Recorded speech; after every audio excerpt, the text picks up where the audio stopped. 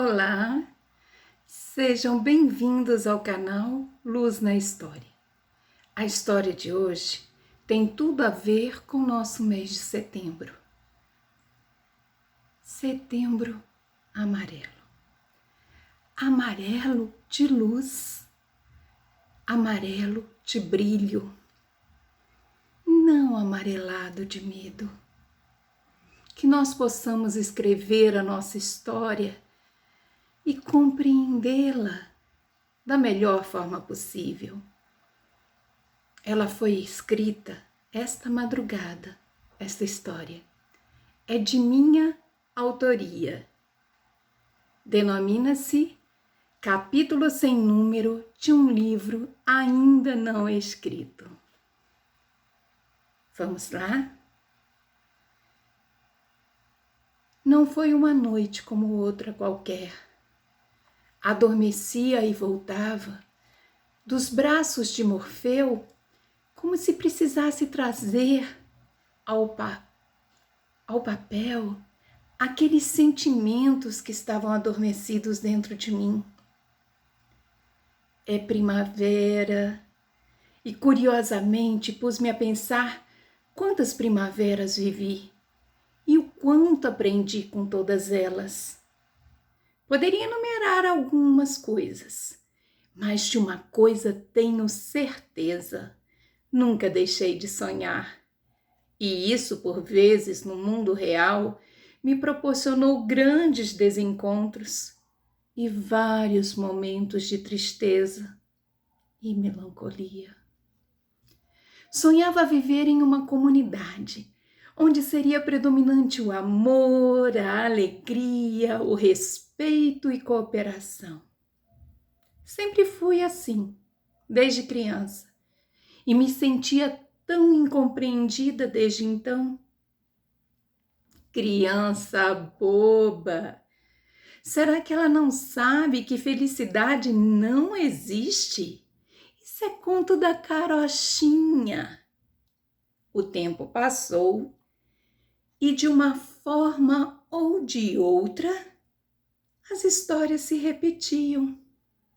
Mas as roupagens trazidas por estilistas diferentes. Quando bem pequena, na escola que frequentava, ficava em um cantinho da sala, sempre acuada, amuada. Trazia meu lado espoleta e outro de tristeza profunda. Tinha uma amiguinha e nos dias em que ela estava presente, meu mundo enchia-se de um pouco mais de alegria. Ela me compreendia e juntas passávamos algumas horas do dia. As demais não procuravam interagir comigo. Era como se não existisse para elas. Assim como foi para algumas religiosas da escola. Afinal, estava ali. Hoje tenho visão disso. Por alguma religiosa que pôde ver meu coração e minha capacidade de aprender. O tempo passou e novas experiências se sucederam, em todas com pinceladas de desdém e julgamento. Não ouso repeti-las no papel.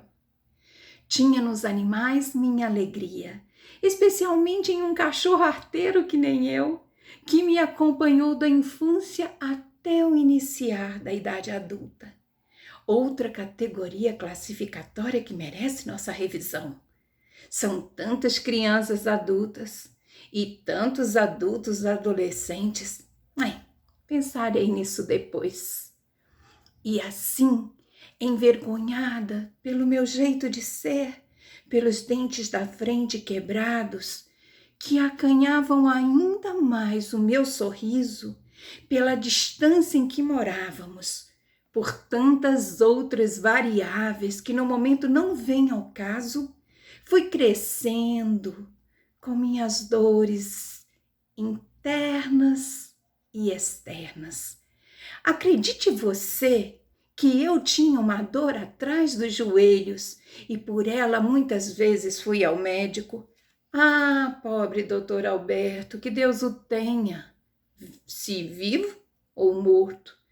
Ele sempre dizia a mesma coisa.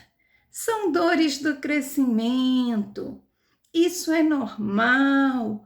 Um dia vai passar. E lá voltava para casa com minha mãe, com as dores que um dia iriam passar. Como demoraram a passar. Mas não é que quando passaram eu nem percebi? Já fazia muito tempo quando percebi que elas não mais me acompanhavam. Continuei, insisti, porque se tem alguma coisa que herdei, sei lá de quem, era uma incontida e maravilhosa teimosia.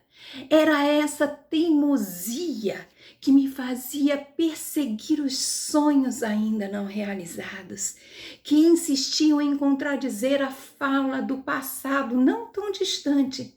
Criança boba, será que ela não sabe que felicidade não existe? Isso é conto da carochinha. Cresci, com vergonha do meu corpo, mas no fundo com orgulho da minha mente privilegiada, que adorava buscar novos conhecimentos, compreendê-los e, sobretudo, escrever. Cheguei à adolescência. Não podia dizer-se que me sentia feliz. Havia sempre uma sensação de vazio. Continuava com raros amigos, alguns momentos sem nenhum. Continuava a me refugiar na leitura. Ah, como são importantes as leituras, principalmente na primeira infância. Até hoje procuro nos sebos um dos primeiros livros que traziam histórias com um fundo moral que, por estarem no alicerce do meu saber, ainda vem à tona com valorosas mensagens.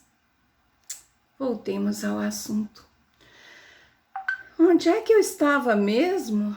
Na adolescência. Fase de enormes e dantescos micos. Os castelos com suas princesas e dragões, precisavam ruir. O encaixe na sociedade era mais do que uma necessidade. E aí comecei a lidar com os pequenos milagres do cotidiano. Pessoas que surgiam em minha pacata vida, geralmente meninos, que se aproximavam para cuidar dessa criatura com os pés nas nuvens. Um pé na nuvem e o outro na terra, ou será os dois nas nuvens? Certamente nenhum dos dois na terra. Certa feita ouvi um deles dizer: preciso cuidar de você, porque você é frágil como uma boneca de porcelana e facilmente poderá se quebrar. Pense se gostei. Que nada. Queria mesmo era ouvir outra coisa. Mas seguindo adiante, comecei a ter amigos e amigas, quer pelo meu jeito espontâneo de ser, diga-se de passagem, permanece até hoje, e pela minha falta de preocupação com a minha imagem exterior. Ainda sou aquela menina que seus vestidos eram feitos pelas mãos da sua mãe, aproveitando as camisas de seu irmão mais velho. Era simples assim. Sou simples assim, nesse aspecto. Nada que remetesse a alguma grife ou coisas da moda. E o que é moda? Uma coisa muito engraçada, onde a meninada que não gostava dos uniformes da escola, hoje se padroniza de uma outra forma. E o que é pior, empinam suas plumas como se fosse uma das 8ª maravilhas do mundo.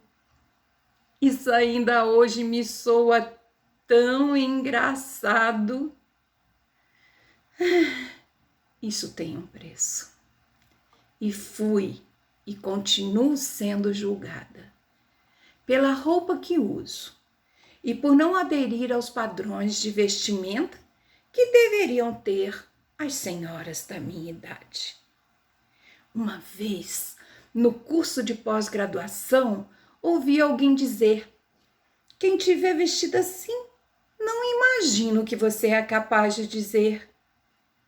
O que responder a esse tipo de comentário? Nada. Simplesmente não há o que comentar. Dei um sorriso, pelo fato de perceber que a criatura não se percebia. Se eu fosse afeita a palavrão, não se encaixaria bem aqui. Ao que estava dizendo. No íntimo, surgiu o efeito inverso. Agradeci por não estar restrita naquele círculo de ignorância. Senti-me por algumas décadas muito só, por meus pensamentos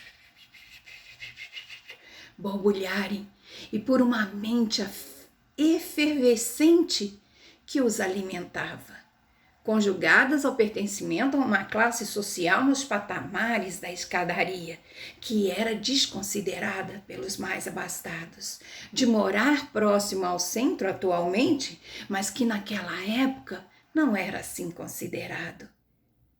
Algumas vezes, confesso, passou pela minha cabeça: vou-me embora para Passárgada. Lá sou amigo do rei. Mas intuitivamente sabia que se o caminho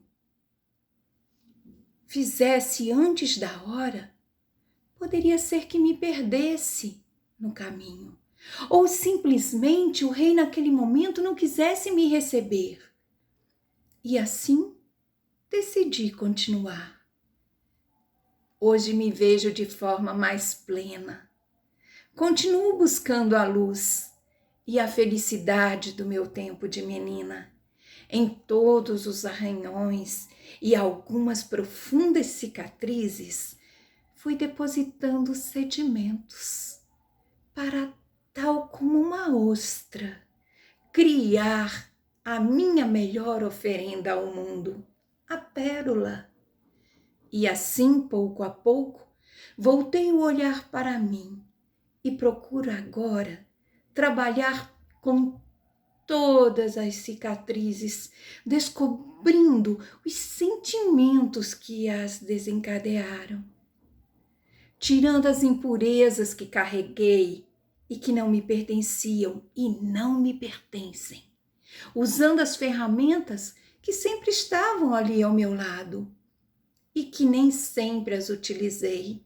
E se as utilizei, não foi de maneira equilibrada. A minha inteligência e o meu amor.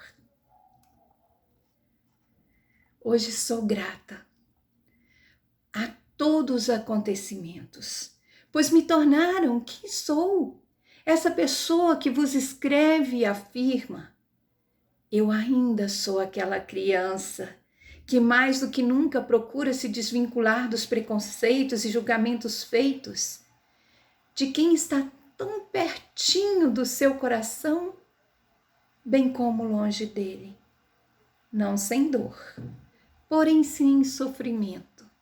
E grita: venha cá, minha criança, você não é boba e felicidade existe sim. Não é conto da carochinha, não.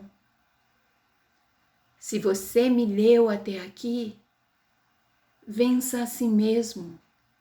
Sejamos como a Chapeuzinho Amarelo. Conhece a história? Não? Então vá lê-la. Eu continuo minha jornada, não sem tropeços, não sem quedas, mas me levantando mais rápido. Paz e bem. Obrigada. Gratidão. Até a próxima semana.